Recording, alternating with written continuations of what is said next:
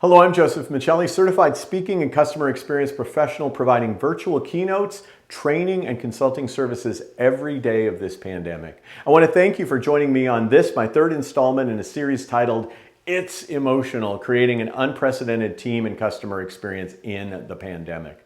This series is designed to offer tools to manage your emotions as well as support the emotional journey of your prospects and customers. Today's installment is titled Listen to the Feelings Behind the Words.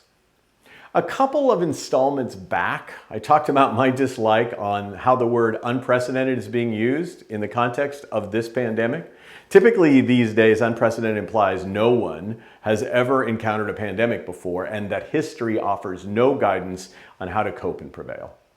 This week, I'm bristling at the way the word empathy is being used in the context of the pandemic. Quite frankly, I love the word empathy, and I've used the word regularly since I finished my doctorate in clinical psychology back in the late 1980s.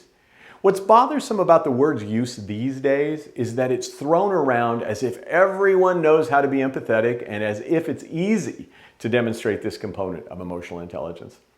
In my book, The Airbnb Way, I spent a lot of time providing context for empathy and explaining the challenge of putting it into action.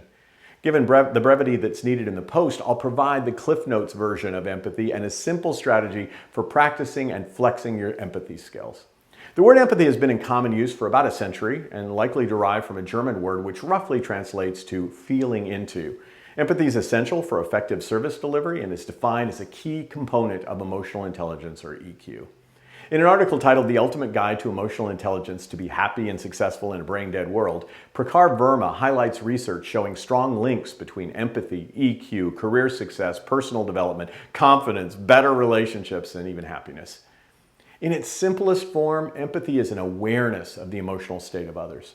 At an elevated level, empathy involves attempting to assume the frame of reference of another person so you can understand their feelings, their thoughts, and their attitudes.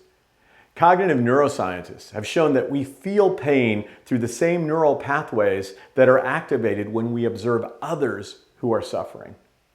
Let's look at three key elements needed to effectively demonstrate empathy. Number one, assume the feelings of others differ from your own. Number two, hypothesize about the feelings of others without judging them. And number three, check your hypotheses. I'll go through each of these empathy components quickly. Assume others may feel different from you. The golden rule is a great starting place for empathy. Do unto others as you want others to do unto you. That's the ground for humanity. However, the golden rule doesn't paint the full picture on empathy. Let's pretend I'm someone who has minimal fear of COVID-19 and I don't want people serving me wearing masks. Now, the golden rule would suggest I shouldn't wear a mask when I serve others, but that's where hypothesizing comes in. Empathy requires us to ask, how might I treat others based on how they may be feeling? In the case of customer fear levels, we need to suspend judgment and hypothesize what each person might be feeling. For example, if we infer from someone's behavior or nonverbals that they're uncomfortable as they enter our business, even though we're perfectly comfortable, we should act empathetically by saying something like, how can I make sure you're more comfortable? Or maybe just give them a little extra physical distance. We then listen and watch for disconfirmation or confirmation of our hypothesis. For example, they may say, no, I'm very comfortable, or wow, thanks for noticing.